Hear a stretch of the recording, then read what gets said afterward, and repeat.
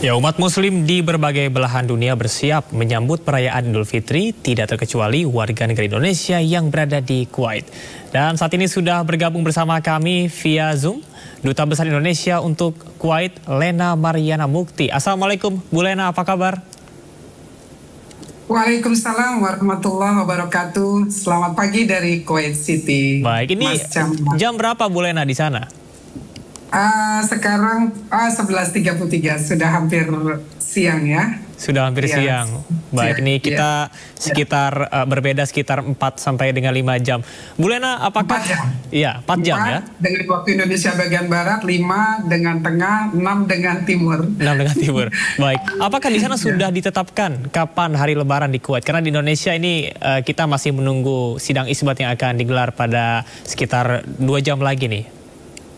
Ya, pengumuman resmi belum kami terima, Mas Camar. Tapi dari semalam kami sudah mendapat informasi yang beredar dari Saudi, karena biasanya Kuwait ini mengikuti penetapan 1 Syawal itu dari Saudi. Seperti tadi yang sudah diinformasikan di beberapa negara mengikuti Saudi.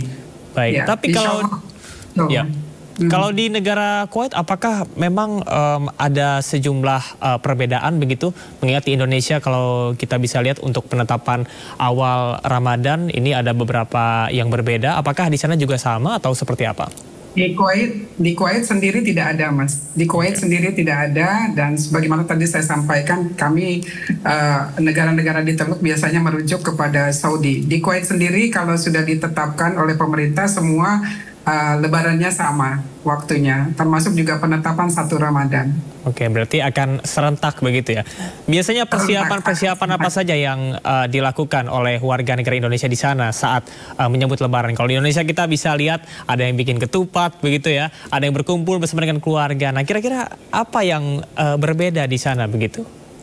Ya, Mas Camar, alhamdulillah Indonesia ini mendapat keistimewaan dari pemerintah Kuwait karena Kementerian Aukafnya atau Kementerian Agamanya memberikan satu bangunan yang sangat representatif untuk dipakai oleh komunitas Indonesia di Kuwait untuk melaksanakan ibadah. Biasanya kalau hari-hari biasanya untuk sholat Jumat, tetapi selama Ramadan ini dipakai penuh 1 bulan penuh. Bahkan teman-teman dari Takmir Masjid Indonesia bekerja sama dengan KBRI mendatangkan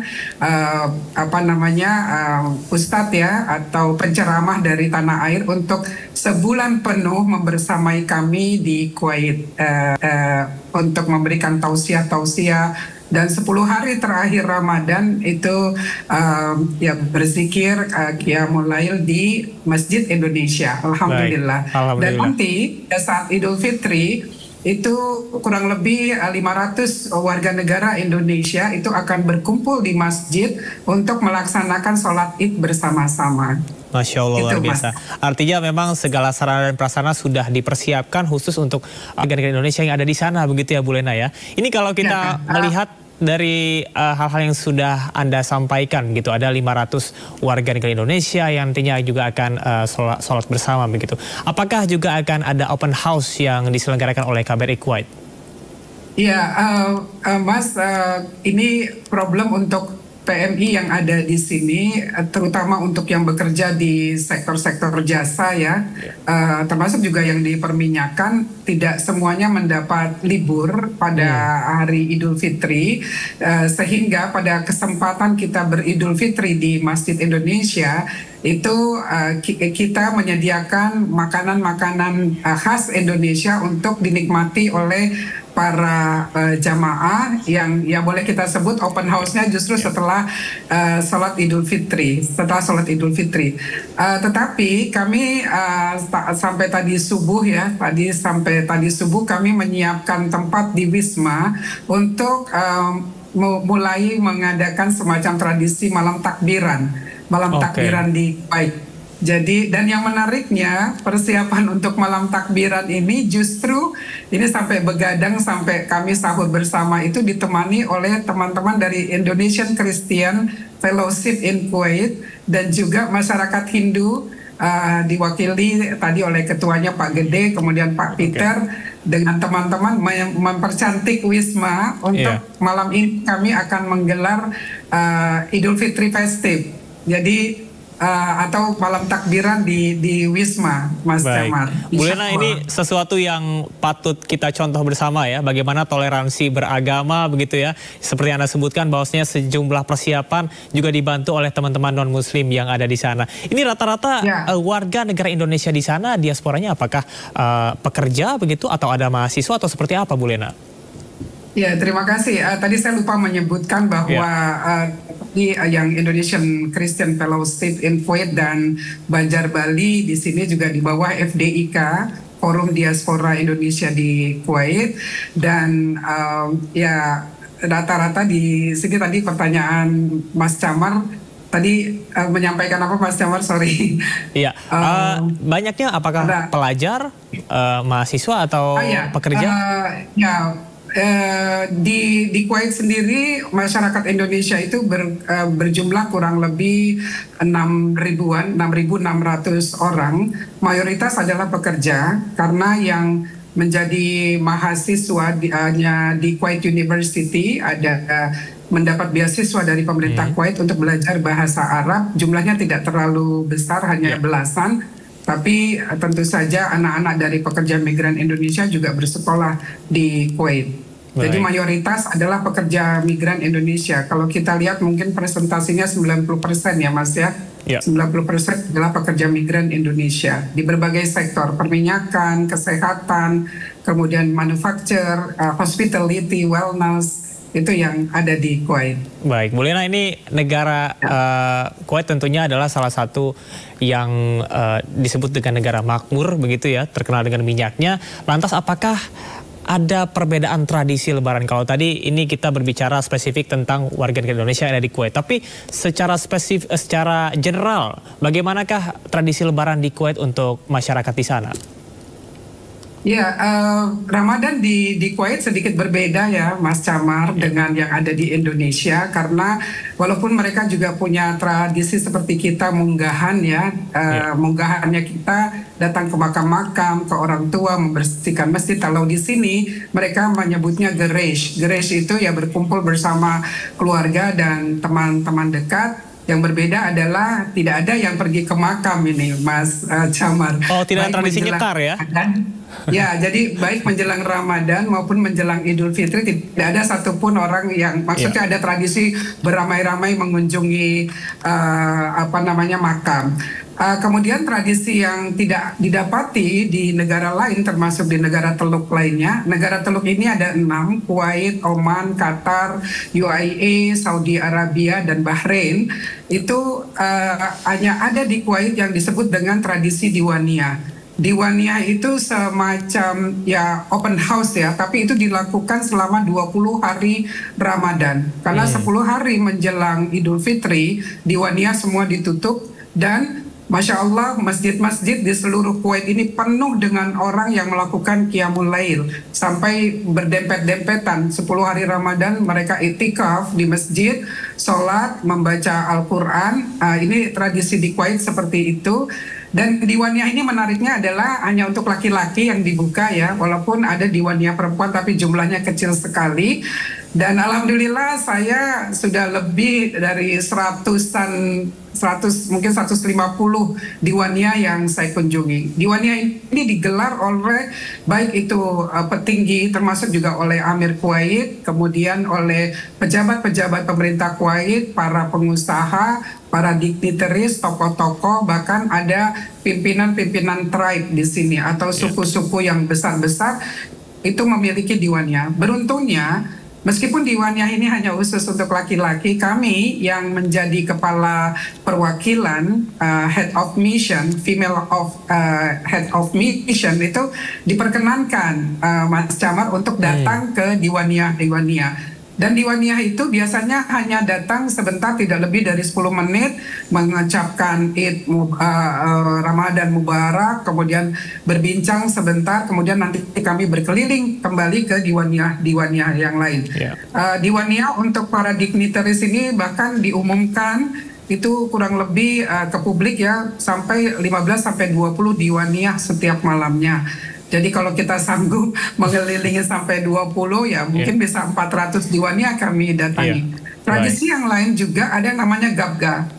Jadi ada Gabga, kalau Gabga itu berbeda dengan tadi Diwania, karena Gabga itu lebih kita diundang setelah terawih, kemudian berbincang lebih lama, duduk di meja makan, kita menyantap makanan bersama-sama.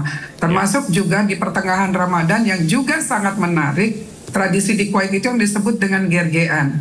Gergean ini ya mungkin seperti Halloween tapi tidak persis sama, karena gergean di pertengahan bulan Ramadan anak-anak itu akan keluar dari rumahnya masing-masing berkeliling ke tetangga-tetangganya mengetuk pintu sambil menyanyikan lagu khusus gergean yang isinya mendoakan pemilik rumah. Dan setelah anak-anak bernyanyi-nyanyi, nanti saya bisa kirim ya video gergean yang ada di sini. Tadi saya lupa mengirim ke produser.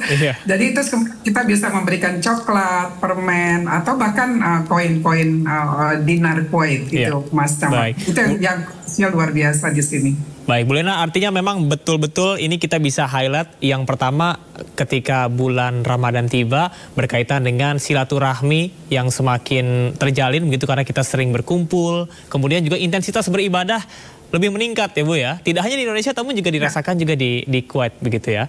Baik. Kalau misalnya sahur tidak ada satupun rumah makan yang buka ya, restoran yang buka. Oh, ditutup ya? Ditutup dan menariknya restoran-restoran ini banyak yang buka sampai pukul 4 pagi menjelang sahur. Oke. Ini mungkin sedikit berbeda dengan Indonesia. Kalau Indonesia masih buka cuman pakai hordeng biasanya Bu ya, ditutup. Itu yang saya jelaskan kemarin di Kuwait TV yang perbedaan. Tapi nuansanya ya sangat luar biasa, sama seperti kami tidak merasa miss situasi Ramadan di tanah air, karena di sini tidak kalah meriahnya, apalagi dengan komunitas kami, komunitas kita Indonesia di sini, kami sangat guyup. Kemudian juga kelompok-kelompok ormas keislaman seperti PCI-NU, PCIM, pengurus cabang istimewa NU, pengurus cabang istimewa Muhammadiyah, mereka menjadi host untuk buka puasa bersama dengan komunitas masing-masing dan juga komunitas Indonesia yang ada di Kuwait, termasuk juga FDIK, Forum Diaspora Indonesia di Kuwait. Jadi alhamdulillah kami sangat solid, kekeluargaan kami sangat erat. Baik, Bu Lena, ini ada yang ingin saya tanyakan berkaitan dengan tradisi membangunkan sahur. Tadi di informasi sebelumnya bahwa tidak hanya di Indonesia namun juga di Turki, kemudian juga di Yaman juga ada tradisi membangunkan sahur. Apakah ada hal yang sama juga dilakukan di sana untuk bisa membangunkan sahur, atau mungkin menjelang berbuka puasa ada wartajil seperti yang saat ini sedang ramai di Indonesia? Dari informasi dan sejarah yang kami baca, dulu pernah dilakukan seperti itu, tapi sekarang tidak ada lagi, Mas. Tidak ada lagi. Kemudian bahkan tidak ada speaker yang misalnya merecite Quran begitu. Tidak ada di sini. Jadi tidak ada yang membangunkan sahur ataupun memberikan informasi bahwa ini akan ada buka puasa gitu, maksudnya iftar, waktu iftar. Tapi pada minggu yang lalu kami difasilitasi oleh UN Habitat dan DIN di sini, DIN ketua Dubes, kami mengunjungi museum yang itu tradisi untuk menginformasikan bahwa waktu iftar, waktu buka puasa sudah tiba itu dengan kenan, dengan meriam. Jadi dulu sekali dilakukan dengan meriam, ya di sini meriam asli, meriam betulan. Tapi sekarang tidak ada lagi tradisi yang seperti itu, Mas. Tapi yang luar biasanya masyarakat Kuwait atau penduduk Kuwait ini sangat generous. Sangat generous. Mereka yang namanya beramal, apalagi di bulan Ramadan itu sangat meningkat. Jadi Mas Camat bisa melihat ya di masing-masing masjid-masjid atau pusat-pusat yang banyak didatangi oleh komunitas, itu mereka menyediakan makanan untuk iftar itu berkontainer-kontainer itu, Mas. Bahkan di Suk Mubarakiyah kemarin ada 1.500 masyarakat yang disediakan meja panjang untuk melakukan buka puasa bersama yang disediakan oleh badan charity yang ada di Kuwait. Dan menariknya bukan saja Muslim yang menikmati iftar, tapi bahkan katanya di kawasan tertentu tuh justru banyak non-muslimnya yang ikut menikmati iftar. Jadi, baik, berarti sama dengan Indonesia ya Bu ya? Mungkin bedanya kalau di Indonesia kita wartakjil dengan non-muslim. Ya, sedang ramainya seperti itu. Kemudian di sini di tradisi di rumah-rumah ya, karena kan rumah-rumah Kuwait ini besar-besar, sangat sangat inilah makmur mereka. Itu biasanya mereka di depan rumahnya menyediakan. Kalau dulu kita kemarin ini waktu masa COVID kan kita mendapati di lingkungan rumah kita, komplek rumah kita itu ada semacam lemari untuk menyimpan makanan. Siapapun yang ingin mengambil kan mengambil ya Mas ya. Yeah. Nah kalau di Kuwait ini sudah lama tradisi seperti ini, sudah lama mereka menyiapkan di masing-masing depan rumahnya. Misalnya di depan garasinya, di depan rumahnya itu ada semacam tempat air minum, kemudian ada tempat untuk meletakkan makanan. Jadi alhamdulillah ya kemakmuran negara Kuwait itu juga dinikmati oleh banyak orang, terutama ketika Ramadan. Karena badan charity di sini juga luar biasa. Bahkan ini saya tayangkan ini Mbak Komang ya. Mbak Komang ini istri dari Pak Gede, ketua Banjar Bali. Ini yang sulitnya kita mendapatkan janur ini Mas. Janur ini sayangnya kita peroleh dari Thai Groceries, kecil-kecil dan sulit sekali membuat ketupat karena tapi teman-teman Banjar Bali biasa melakukan sesajen dengan ketupat. Ini ya membuat ketupat seperti ini. Jadi di sana masih bikin ketupat ya Bu ya? Gimana? Di sana masih bikin ketupat berarti ya untuk berlebaran ya? Masih tetap ya sama seperti Indonesia? Masih. Dan ya banyak teman-teman yang menyediakan warung-warung ya di sini, di warung-warung Indonesia ini juga menjual janur kulit ketupat ini. Jadi ya alhamdulillah sama. Nah ini sekretaris saya ini Mbak Nuria belajar. Ini kalau kita bisa lihat artinya keberkahan Ramadan dan juga menjelang Idul Fitri tidak hanya dirasakan oleh warga negara Indonesia yang Muslim saja, namun juga yang non Muslim, bahkan mereka saling membantu ya Bu ya. Kalau boleh tahu ini ya Mas Damar tadi lihat mungkin di tayangan tadi ya, ada Pak Peter yang ketua Indonesian Christian Community di sini, fellowship bersama istrinya itu tengah malam datang setelah bertugas di rumah sakit itu sampai menemani kami sahur. Masya Allah. Jadi kami sangat bersyukur, sangat bersyukur. Ya itu tadi Pak Peter yang ditunjukkan pakai seragam ini, masih pakai seragam. Ini kebersamaannya begitu terasa ya, Bu Lena. Sangat luar biasa. Bu Lena, mohon izin, Anda sudah berapa tahun tidak berlebaran di Indonesia? Aduh, jadi mau nangis nih. Justru ini yang ingin saya tanyakan. Saya yakin pasti Anda merindukan suasana lebaran Indonesia yang sangat khas. Lebaran ketiga. Ya, lebaran ketiga saya, ini tahun ketiga saya berada di Kuwait, tidak berlebaran.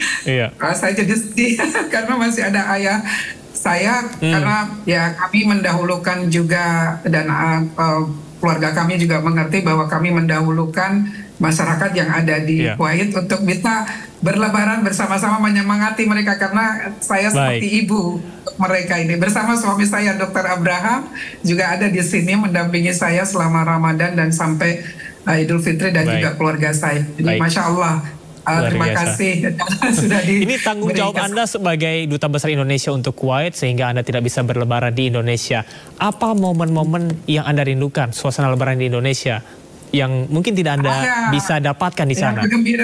Kegembiraan keponakan, anak-anak tetangga yang menerima angpau di sini, sehingga saya juga menirukan tradisi itu, membagikan angpau ke beberapa anak-anak dari LS dan local staff dan home staff yang ada di sini. Itu yang saya rindukan, keceriaan mereka. Tapi kalau makanan, alhamdulillah tidak rindu Mas Damar, karena di sana ternyata masih bisa bikin ya, Bu Lena ya, masih bisa bikin kupat, bikin opor masih bisa ya. Ya, harganya sangat mahal Mas Damar, karena di sini kan negara Kuwait ini mata uangnya adalah terkuat di dunia. Satu Kuwait dinar itu Rp50.000. Jadi ya untuk satu tadi ya pack janur itu kalau kita datangkan kita beli misalnya dari sana ya sekitar 200.000 lah. Itu masih janur. Belum jadi kulit ketupat. Tapi saya yakin itu pasti akan terbayarkan dengan bagaimana vibes Indonesia masih bisa dibawa di sana ya. Kita masih bisa menikmati makanan-makanan khas Indonesia begitu.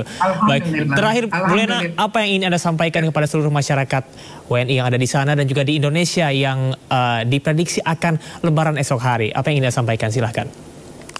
Ya, terima kasih khususnya kepada warga negara Indonesia yang berada di Kuwait. Kami mengucapkan Id Mubarak dan terima kasih juga sudah sangat disiplin mengikuti aturan-aturan yang ada di Kuwait.